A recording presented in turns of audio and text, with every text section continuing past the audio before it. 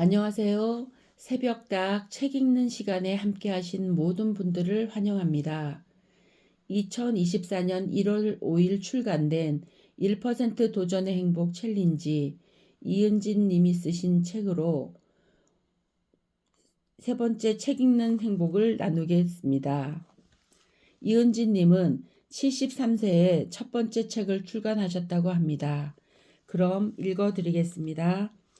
평범함은 실패의 다른 이름이다. 평범함은 많은 걸 시도하지 않음이라고 나는 정의하고 싶다. 평범함에 안주하는 사람들도 아마 성공하기 위해 여러 번 시도하지 않았을까? 여우와 포도나무의 우화처럼 굶주린 여우는 맛난 포도가 떫고 실 것 같아서 포기하고 따먹기를 합리화하면서 포기한다. 굶주린 여우는 아무리 애를 써도 뜻대로 맛있는 포도를 점프를 해서 따먹지 못하니 그 맛있는 포도를 신포도로 규정해버렸다. 자기 합리화는 나쁘다는 뜻은 아니지만 그 상황을 긍정해버리고 포기하게 만든다. 다른 체험의 세상이 있다는 것을 경험하지 못한다. 그러나 그런 일이 반복되면 습관이 되어 평범함에 안주하고 만다. 나 또한 포기한 것 중에 아직도 미련이 남는 것은 영어 공부다. 해외여행을 다녀올 때마다 다음 여행에는 꼭 간단한 회화라도 꼭 해야지 하는 생각을 하고 돌아왔다. 그리고 책을 사고 인터넷 강의를 하면서 시작은 열심히 하지만 또 어느 순간 필요성을 잊고 포기를 몇 차례 되풀이했다. 마음속으로는 영어를 꼭 할 필요가 없다고 평범함의 안주에 합리화시켜버렸다. 이런 일이 여러 번 반복되지만 쉽지 않다. 여행이 끝나면 간절하지 않기 때문이다. 간절함은 우리를 움직이게 하고 도전하게 한다. 간절함이 없어서 포기한다는 것은 실패라고 볼 수 있다. 중도 포기하였는데도 불구하고 생활에는 아무런 어려움을 느끼지 못하고 있다. 아마도 내가 아는 범위에서만 생활하고 있기 때문이다. 그것이 도전을 포기한 삶인 것 같다. 지난 해외 여행 중에도 나는 또 느꼈다. 함께 온 사람 중에 통역하는 사람이 있어. 간단한 것은 넘어갔지만 혼자 행동할 수 있는 것이 제한적이었다. 불편한 것은 어느 상황이 닥쳤을 때만 느끼기 때문에 힘든 과정을 견디지 못하고 평범하게 살아가고 있는 것은 아닌가 싶다. 평범함은 실패의 그림자로 나에게 남아있다. 넓고 비밀스러운 것이 많은 세상을 바라보지 못하고 있다. 지금은 새로운 정보가 쏟아져 나오는 시대에 살고 있다. 그러나 모르면 옆 사람이 웃을 때도 따라 웃지 못하는 그런 시대이다. 국제학교 8학년인 손녀딸이 학교 오케스트라 발표에 초대해서 손녀의 연주를 볼 겸 학교에 참석했다. 많은 학생과 학부모, 선생님이 참석한 자리에 교장 선생님의 인사가 있었지만 다른 날하고는 다르게 그날은 통역 없이 진행되었고 지휘 선생님의 인사도 있었다. 인사 도중 많은 학생은 웃음을 참지 못하는 모습을 볼 수 있었는데 나만 이방인의 모습이었다. 전혀 무엇 때문에 웃고 있는지를 도무지 알 수 없어 멍하니 앉아있는 나를 보면서 창피하다는 생각과 함께 영어를 끝까지 하지 못하는 것을 잠깐이나마 후회하는 시간이 되었다. 도전을 포기한 실패자의 모습이었다.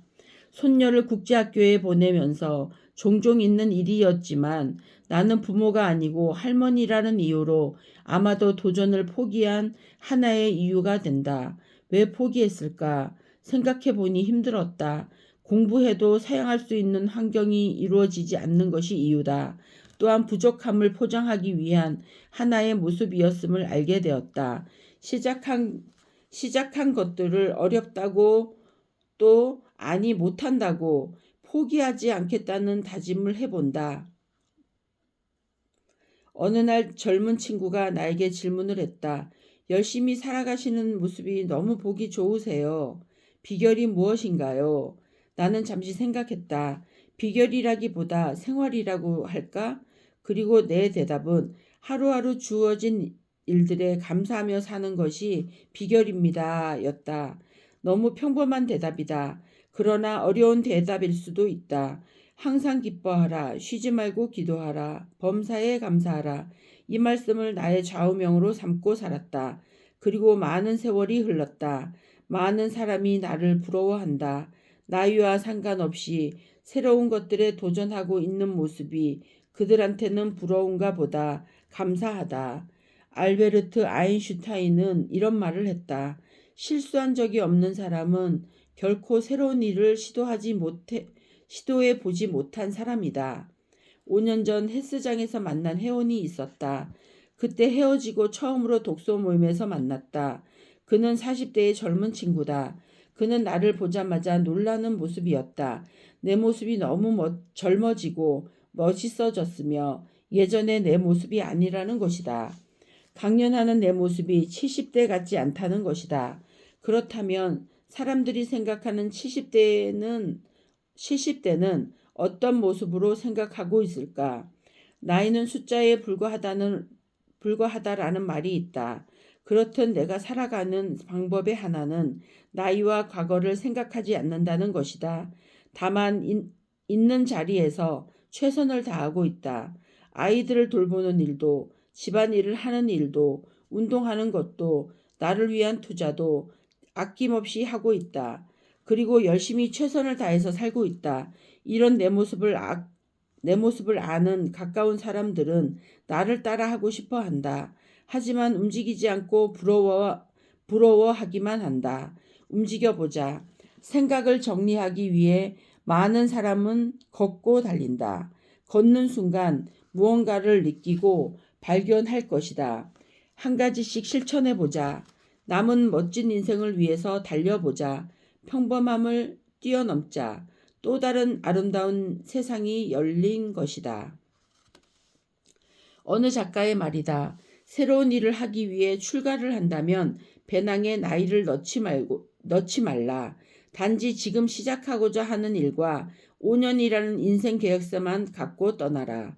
5년 후 변해 있는 당신의 모습만을 상상하며 출발할 때가 가장 멋있는 시간이 될 것이다. 나는 이 말에 너무너무 동감한다. 이 책을 보는 순간 내 삶에 적용하기로 했다. 5년 후 나의 모습을 상상하며 일일 계획표를 세워본다. 첫 번째, 건강을 위한 계획표. 1. 감사와 기도로 하루를 시작한다. 2. 새벽에 K1을 타며 잘할 수 있을 때까지 반복한다. 3. 식단은 건강식으로 한다. 두 번째, 책 쓰기를 위한 계획표. 1. 일주일에 2권 정도 책을 읽는다. 2. 하루에 한 페이지 정도 글을 쓴다. 3. 블로그에 기록한다. 4. 성경을 하루 3절씩 암송한다. 세 번째, 여행을 위한 계획표. 1. 캠핑카를 산다. 2. 국내 아름다운 곳들을 다닌다. 3. 해외여행은 1년에 2번 정도 한다. 한 번쯤 나만을 위한 인생 계획표를 세워보고 싶다. 세월이 지나 70년이 흘렀다. 지금 할 수 있어 너무 감사하다. 살아있어야 할 수 있기에 감회가 크다. 앞으로 5년 후 궁금하다. 변해 있는 모습이 아름답고 멋있게 변하기를 하루하루를 소중하게 시간을 쓸 것이다. 내일의 변화는 오늘의 결과물이다. 오늘 누구를 만나고 어떤 대화를 하고 있으며 어떤 종류의 책을 읽고 있는가에 따라 5년 후의 모습은 변해 있을 것이다. 나쁘지 않는 인생은 결국 좋은 인생, 탁월한 인생, 가슴 뛰는 인생을 살지 못한다. 우리는 나쁘지 않은 인생이 아니라 정말 좋은 인생을 살아야 한다. 그래야 인생이 위험에서 벗어나 강건해진다. 비온 뒤에 땅이 더 단단해지는 것처럼 인생도 마찬가지다. 한번 5년 후의 모습을 상상해보자. 설렌다. 길다고 생각하면 긴 시간이지만 큰 꿈을 갖기에는 5년 정도 필요하다. 꿈은 이루어진다. 출가하는 배낭에는 나이가 없다. 오직 계획표와 꿈만 있다. 5년 후를 바라보며 오늘을 달려보자. 힘차게, 멋있게, 씩씩하게, 탁월한 선택을 위하여 오늘부터 시작하자. 함께 읽어주셔서 감사합니다. 책이 양식이 되는 하루 되세요.